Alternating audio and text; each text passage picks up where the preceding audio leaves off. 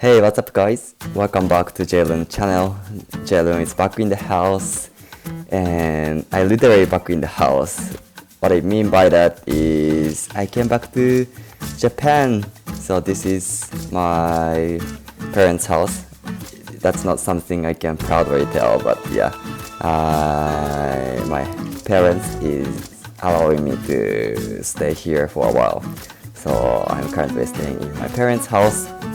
Anyway, so this is a good opportunity to compare what are good here and then what are not so good here comparing with the countries I lived before. So let's get started. First of all, what are good here is first, obviously foods. Foods are amazing and it's really cheap. For example, if you just enter into the supermarket, you can buy most of the vegetables. Of course it depends on the volume, but you can buy most of the vegetables by just paying $1, $2, and then you can get fresh vegetable. And in the countries which was Singapore, I lived a few weeks ago, actually just I think 1 week ago, is I need to pay $4 Singapore, $5 Singapore to just get this mushroom, right? So the food is amazing, and then also if you jump into the 7-Eleven,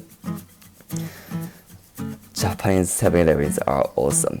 They provide super delicious, maybe I'd say their foods are probably better than average restaurant. And I think if I buy their $3 grilled fish, I can sell it by $8 in Singapore. That's the taste is very good, and these days they are trying not to use so many additives, even though they still need to use some additives for some of the foods, but they are trying to reduce it.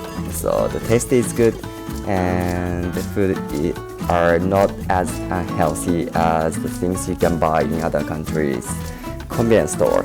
So that's great. And the second things I noticed I really like here is, I think I've already noticed this when I living in Singapore, but you can get most of the things, especially you can get most of the high quality things here. For example, when I want to buy, for example, glasses, my eyesight is not so good, so I always wear contact lens or glasses. And if I want to buy glasses, I definitely come to Japan, literally.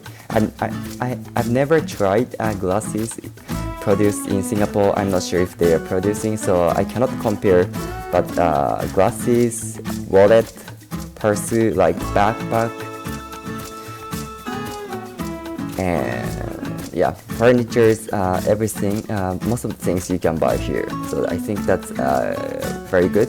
And then also, unlike Singapore, Japan is not importing things, especially those bags, wallet, glasses. The cost is not as expensive as the ones which you can buy in other countries. Maybe the cost side might differ depending on the quality, so it depends on you what kind of things you're looking for. But yeah, Japan is probably a good country for shopping as well.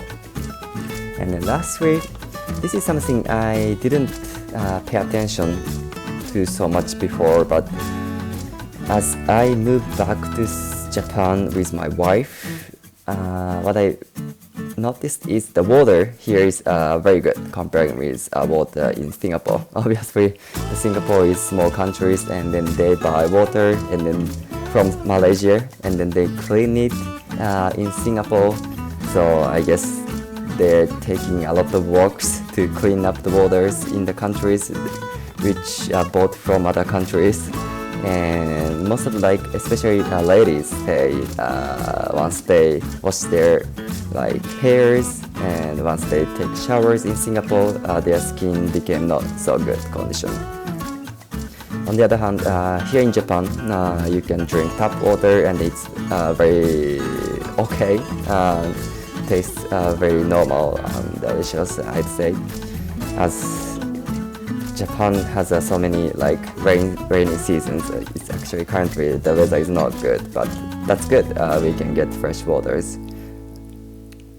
And Japan has so many mountains, so the rain waters are literally filtered through those like mountains and then forests, and then eventually waters are like filtered by the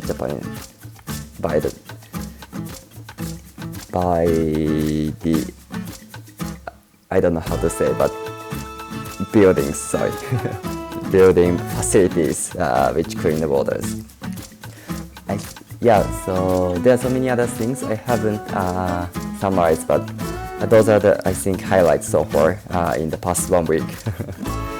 On the other hand, what are not good at Japan is, first, this is, I think most of the people agree, but government service, it's terrible. Especially as I married in other countries, and now I'm currently trying to register my wife's marriage status, as well as trying to get her like spouse visa right here, but it takes for a long time, and then every time for all the procedures I have to visit like city office, and I have to like write down the physical paper on the physical paper or type on the PDF, and then the person who submit those applications need to print it out before they go to the city office. So it's very terrible comparing with Singapore government, especially. Singapore is something that's like welcoming foreigners, one of their like revenue source for the government, right?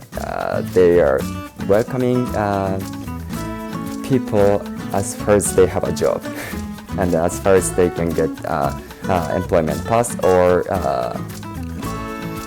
eventually as far as they have some certain amount of enough assets, they can get like permanent pass, right? And then I think in the past 6 to 5 years, I only visited one time to record my fingerprint at the city office.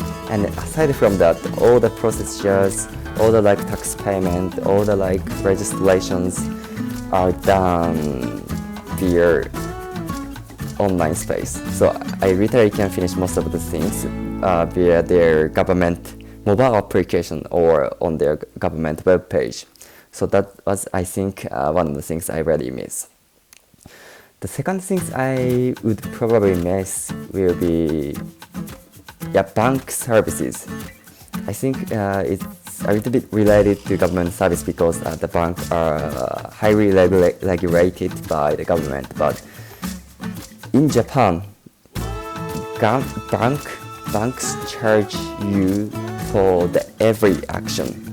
For example, if you put your money into the bank account, and if you just want to withdraw some part of the money, they will still charge that fee. That's so unbelievable. Of course, at some of the bank, they said like free time. For example, you can withdraw bank account money from your bank account at the ATM of their bank account from like 8 a.m. to 6 p.m.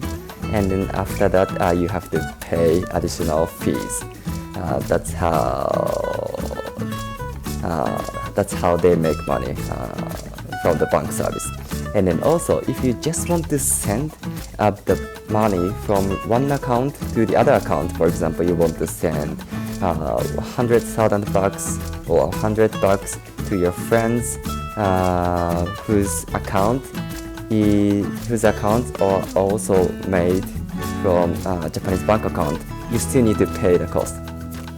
So just for bank transfer, domestic bank transfer, just withdrawing your own money, they still charge the most fee at the most of the case. Of course, there are some exceptions, there are some conditions you don't need to pay for it, but comparing with other countries, they charge 80 or 90% of the case you are trying to take action on their services. So there are actually one funny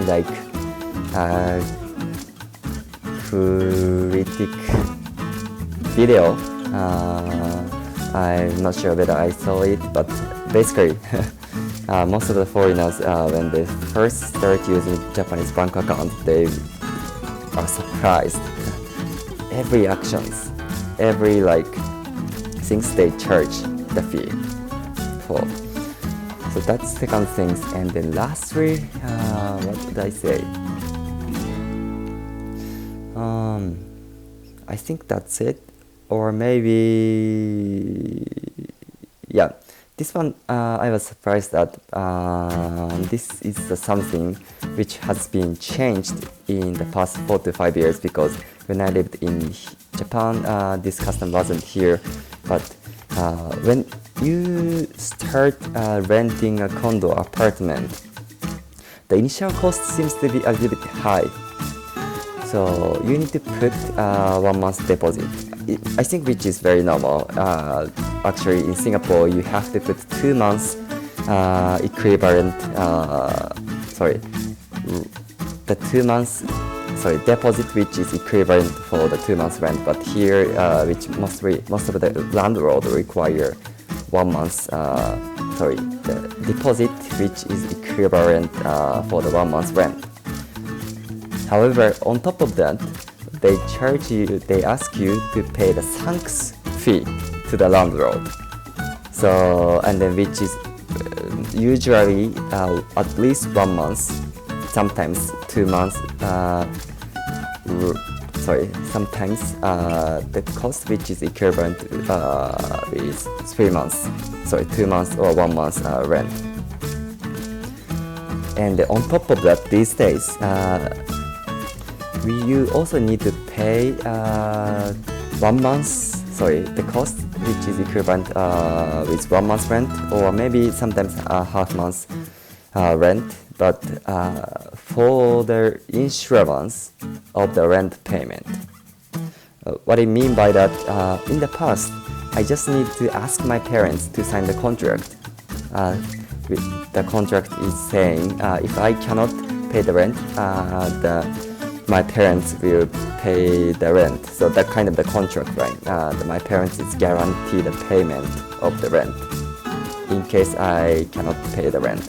But nowadays, because of these Asian countries, that kind of guarantee is not accepted by landlord these days, and then I have to. It's kind of like obligation to rent a condo apartment, and they ask you to pay additional cost to use the company which guarantee the payment of the rent. And then what I'm surprised at is that it's not something insurance, so the insurance is wrong word I used, sorry. In case I cannot pay the rent, they come to my home and then ask or force me to pay the rent. So that's the role of the company will play in case I cannot pay the rent. So it's kind of like the person who literally force you to pay the rent in case you cannot pay the rent, or force you to come out from the rent, come out from the condo property. So those are the things I was surprised at. The third one is I think they are not such a big difference comparing with other countries, because Singapore, the rent average is very high and it requires 2 months rent deposit. But yeah, and we'll record more video when I found anything like funny or any things I wasn't able to notice before I moved out from Japan, but now I think it's very funny comparing with other countries' standard. So stay tuned, and hopefully this video was entertaining for you, or hopefully this video give you an update about my life situation if you're interested in me. Thank you so much for listening to this video, and see you again. Bye bye.